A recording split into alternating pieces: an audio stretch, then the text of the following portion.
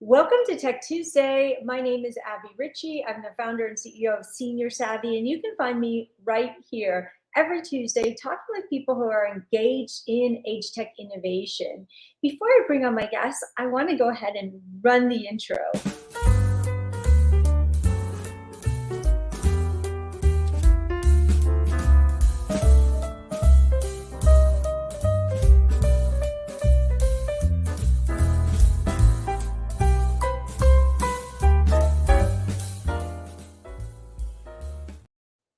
Welcome back to Tech Tuesday, and I want to go ahead and bring our guest on today. We have Aurelie Cornett. She is the go-to-market strategist with the AARP AgeTech Collaborative.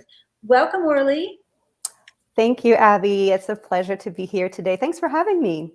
Yeah, I am a huge fan of what the AgeTech Collab is doing, and the mission here at Senior Living Foresight is so closely aligned with the mission of the AgeTech Collaborative. So Steve Moran, who runs this platform, he always says, we are in the business or in the process of making the lives of the people that work and live in senior living better. And so when I first started talking with you and realizing that the AgeTech Collaborative also has a very similar mission. So first, though, tell us about what you do specifically for the collaborative. Yes, so I am the Startup Collaboration Director for the AgeTech Collaborative from AARP. And so what that means is that I focus primarily on developing new partnerships, identifying trends within the AgeTech space, and mostly I look to build a larger community of businesses that are interested in having an impact on AgeTech solutions. And we have a pretty similar vision and mission statement with the collaborative, which is to make aging easier for everyone. So perfect alignment right there. Yes, absolutely. And to choose how you live as you age, right? To have choices available to you.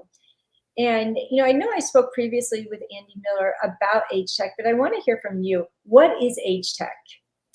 We define as age tech any product or service sitting at the nexus of longevity and technology, and that is answering the need of an aging population, ultimately helping them live longer, healthier, and happier lifespans. I love it. I love that definition. Thank you. And now let's talk about the growth and the mission of the AARP's development as a collaborative. Absolutely. And you mentioned our mission statement as an organization. AARP's vision and mission statement is to empower people to choose how to live as they age. And with the AgeTech Collaborative from AARP, we're supporting this mission by focusing on innovation and technology. So there are a couple of goals associated with everything that we do. First and foremost, we're looking to elevate age tech in the marketplace and help companies bring modern solutions to the market. It's a global economy that is evaluated to be more than $45 trillion in economical activity. And just within the US, that number is $8.3 trillion. And those numbers are set to triple by 2050. So you can see there's a lot of growth opportunities there. And the second goal for us is to discover startups that are solving problems for the 50+ market and those who support them. So we go about it in a few ways. First, we identify innovative solutions. We have pitch events that we organize throughout the year to recruit the most innovative startups and innovations. Then we try to accelerate technology via a top-notch age tech accelerator program where we have between 10 to 15 startups that are selected and vetted throughout the year, and we have 4 cohorts per year for this program. And last but not least, we look to foster collaboration and networking opportunities, and we built the AgeTech Collaborative platform. It's a B2B platform. Think of it as a LinkedIn for everything age tech, where we're bringing together all of the key age tech players into one ecosystem. So from the startups that have graduated from the accelerator program to investors such as QAD, Pivotal Ventures, Primetime Partners, CVS Ventures, just to name a few. We also work with enterprises, so your mid-sized to Fortune 500 companies, including companies such as ADT, Microsoft, Accenture, Ford, Samsung, and many more. We also work alongside test beds. They're going to be your long-term care and senior home facilities and communities, offering piloting opportunities to startups. And the last category is called business services. They're your Zendesk and DocuSigns of the world. They offer services and solutions to help the startup scale and grow. Now, I want to back up just a minute because you mentioned a really, really big number.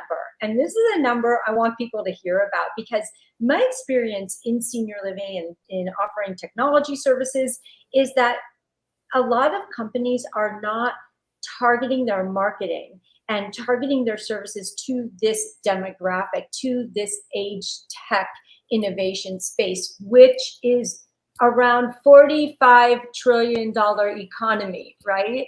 So I just see this happening over and over again, which is that marketers are ignoring this segment of the population because they don't know how to market to them, or they think older adults are not interested in technology.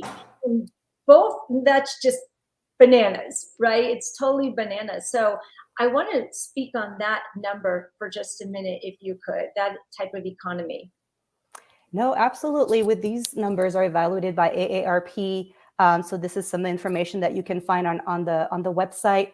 I think it goes to show why we exist and how important it is to support businesses to help them tailor their solution and make sure that they are able to access the market and be able to answer the needs of an aging population. So with the collaborative, we're able to tackle all of those issues, problem statements, and questions, and help organizations be as successful as possible. Yeah. So you mentioned about selecting startups. What makes for an excellent selection of a startup? We organize pitch events and open mic challenges, as we call them, throughout the year. So that's a primary way for us to source the most innovative and promising startups. Just to clarify a little bit the difference between the two types of events, the pitch events are going to be theme-based. So as an example, we had a brain health pitch event that we did in collaboration with HIT Labs earlier this year. And the pitch events are going to be both virtual or in person. Most of them are going to be virtual. And then the open mic challenges are also held virtually throughout the year. And they're still about AgeTech solutions and products, but they will not be around as tied to a specific topic. And in terms of criteria, we're looking for early stage startups that are solving a problem in the AgeTech space. And from an industry standpoint, we try to be pretty agnostic. It really goes from your solutions in the medical and healthcare space to caregiving, to accessibility, to financial resiliency, and many other areas in the longevity space. And as a rule of thumb, we're not really looking at those criteria as clear cut. If you don't meet those criteria, you're not going to be selected.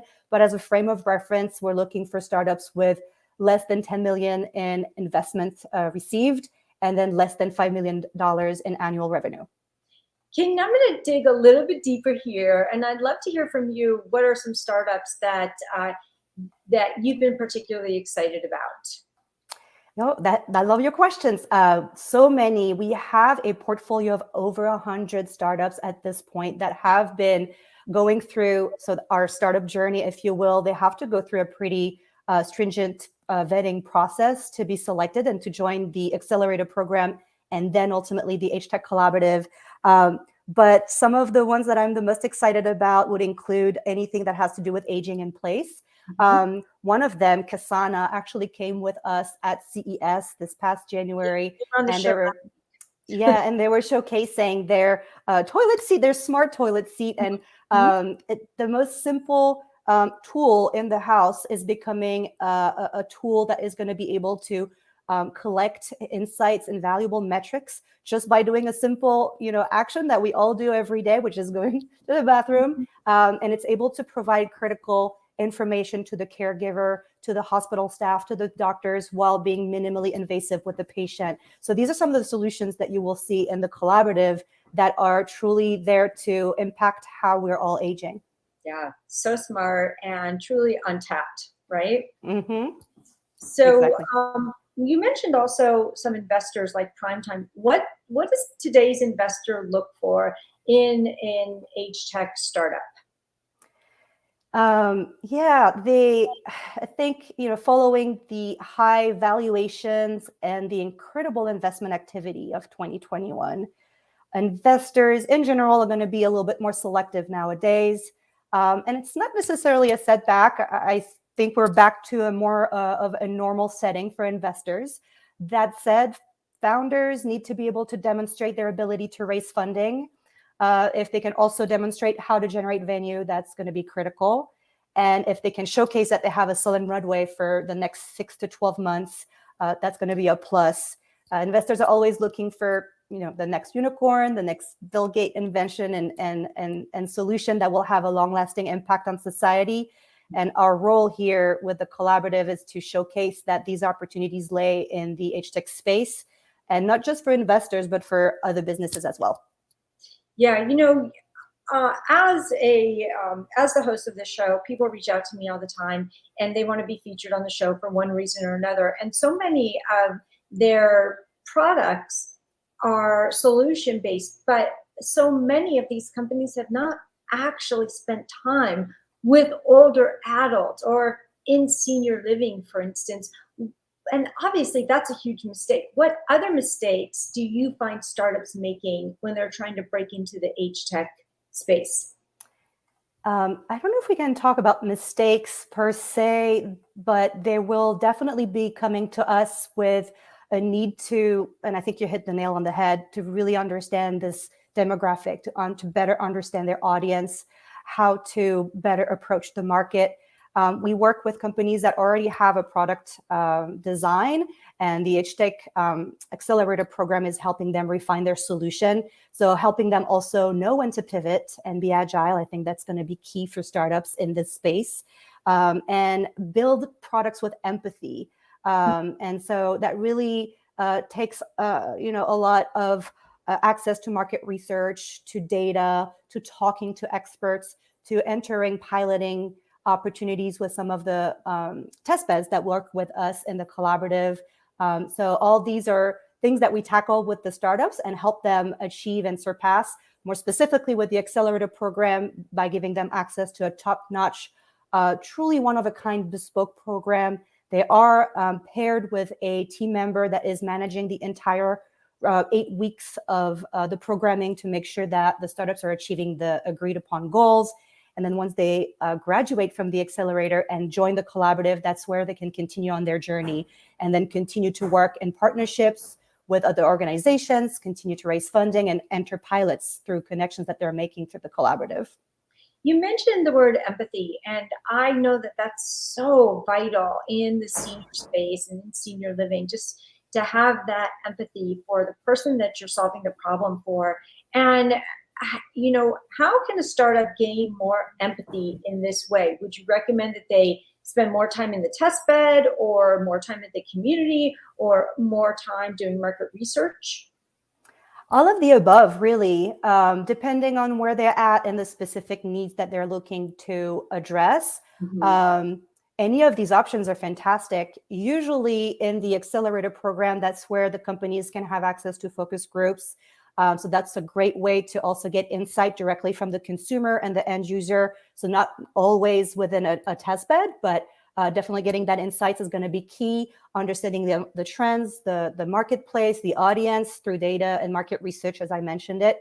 Once in the collaborative, there are multiple opportunities for companies to continue to refine their solutions. There's still access to a lot of market research and data. We refine and bring all of the research that AARP puts together, and we make it available on the platform. But then pilot opportunities with test beds are definitely a fantastic way to collect insights, build your customer base while having critical insights and feedback from the end user, and helping you continuing to build a product that's definitely answering the need of your audience. We work with an amazing design thinking team here at the collaborative. So they're there to accompany not only startups, also test beds and other organizations in building workshops or design thinking sprint sessions, where they're helping them bring the end user's perspective and all the decision-making process, whether you are at the ideation phase, building a product, all the way to having to communicate to the audience, really understanding their pain points, their wants, their needs, will really help a business be more efficient. And also, it all goes back to the mission and what we have been talking about. How do you impact people? How is this having a long-lasting impact in making aging easier for everyone? So yeah, we do all that. one example comes to mind, and I love to talk about specific examples because then people can watch the trajectory of their success. And one example comes to mind, and that's Camino. So Camino Robotics, they have and made the first smart walker. So just like Kasana, there's a piece, it's in our lives. Nothing has really happened to it in years, but Kasana and Camino both have revolutionized this area of senior living and need. So with the first smart walker, Camino, like I saw what their marketing materials looked like and what their presentation was like prior to joining the collab. And then afterwards, just seeing how much more refined, like you mentioned, their materials and their presentation became, as well as their ability to get into senior living communities and test their prototype. And is that something that you've seen with a lot of companies in the collab?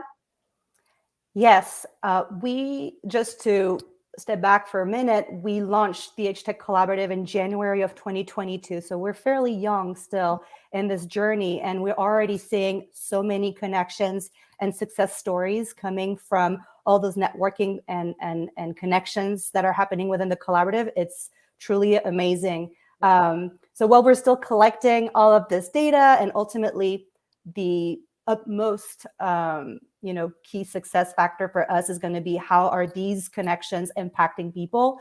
But we are seeing hundreds of connections happening every day through the platform.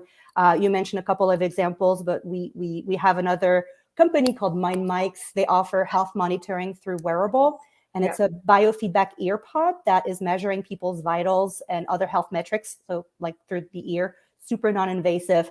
They also entered into a pilot with another test bed called the A2 Collective. They're funded by the National Institute on Aging. So those test beds and pilots are going to probably be between 6 to 12 to 18 months long. So until we have the final recap from all the companies and seeing how it's truly impacting the residents that have been trying the product, the startups are fantastic in keeping us updated on how everything is going while they're continuing to grow and succeed. Now, I end up talking to a lot of these companies just for having them on as a guest, or they're interested in one reason or another. And I will tell you that every company that has gone through the collab or is part of the collaborative has such a more refined sense of presentation and marketing and messaging than ones who do not. It's really a clear line. And so I can't thank you enough for what you're doing, because you're helping these companies take their brilliant idea and putting it in the hands of the people who are going to use it and helping them succeed. It's amazing. It's just amazing. So I want to ask you also, in terms of the future, what are you excited about when it comes to age tech? Honestly, it's such a wonderful time to be part of this industry, because I think it's been overlooked for so long. And the recent downturn in the recent pandemic, unfortunately, impacted all of us, but also I think brought to light the need for modern solutions within that space. And also we saw how quickly people were able to integrate and lean onto technology to help them answer their pain points, their needs, their wants. And so I'm really excited about where we're going right now. In terms of trends, we're really agnostic when it comes to industries, as I said earlier. So I really see how age tech is really going to impact so many different verticals. But if I had to pinpoint a few of them, I think AI, it's a big keyword that everybody's using nowadays, but there's truly some huge opportunities right there within AI. Just thinking about the caregiver crisis that the country is going through, and data shows that it's not going to get any better. How are companies able to leverage artificial intelligence to assess those needs and concerns? So I think we're going to see a lot of growth there. Another one is transportation. And you mentioned Camino. I believe that we'll see a lot of transformation and innovation beyond just the wheelchairs and the walkers. We'll look into transportation in your vehicle, look at public places, public transportation, look at airlines, airports, any solution that will be more inclusive of people with mobility issues or any sorts of disability. I think we'll see a lot of innovation there. And the last one would be robotics, from your exoskeleton, on the medical side of things, all the way to your companion robot that will empower people to stay at home longer, I think there's a lot of opportunities in this sector as well. Yeah, those are all really good points. So, another area that that I have been looking into since is also accessibility. So, I'm really excited to see what is going to develop in terms of accessibility in the next couple of years. For instance, just the, if you have a vision impairment, or you've lost your sight. Currently, the only ADA requirement is to have Braille inside a hotel or at an airport, for instance. And that solution right there is not going to fit the need of a large segment of that population. So companies like Right Here, for instance, that are doing navigation, on a phone, through an app, walk 10 steps forward and you're going to be at the counter, for instance. Like, these are solutions, right? Absolutely. Whereas the one that is in place is not filling the need. And so the more we see people coming up and companies coming up with these unmet needs and products and solutions, like that really makes me excited, because a lot of times I'm working with older adults and I see the struggle, right? Mm-hmm. Mm-hmm. Absolutely. There was something else. Jesse asked a question just a minute ago about the data that you've been gathering. Thanks, Jesse. And is this taken, or do you primarily work with companies in the US, or is it also global? So we work globally. We do have some of our participants located outside of the US. Some of our startups are from Israel, for instance. Other larger organizations who join the collaborative as enterprises or test beds. Some of them are located in Europe, but the majority of the companies right now are domestic within the US. AARP is an American organization. A lot of the vetting that we're doing is also geared towards American companies. So organizations that will be outside of the US tend to have some sort of operation in the US. That's how they're able to get in. So right now we're focusing on North America, but we're definitely growing our portfolio of companies outside of the country. I want to also touch on larger enterprises, the bigger, already established companies like Philips and Sony and LG. How do they enter this type of market? It really depends on their goals, and our team is always assessing and exploring all those different opportunities for them to enter the market. It is free. We're not charging organizations to join the collaborative, which is a testimony of how AARP is really looking to bring age tech to the next level and helping businesses penetrate this market. However, we're pretty stringent. We're looking for strategic and companies that are really looking to have an impact.